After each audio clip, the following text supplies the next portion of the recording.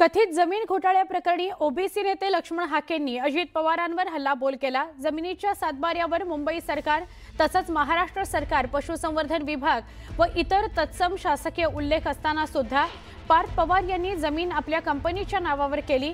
उद्या हे पवार महाराष्ट्राचे विधान भवन पण आपल्या नावावर करायला घाबरणार नाहीत, अशी टीका लक्ष्मण हाकेंनी अजित पवार यांच्यावर केली।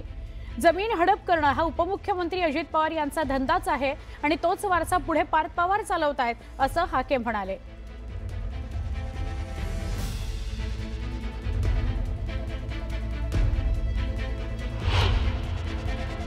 उद्या महाराष्ट्राचं विधान भवन सुद्धा आपल्या नावावर करू शकतो, कारण आपला बाप महाराष्ट्राचा उपमुख्यमंत्री आहे आणि आपला आजोबा देशाचा नेता आहे शरदचंद्रजी पवार, आणि आपली आत्या काही झालं तर आपल्याला पाठिंबा देणार आहे।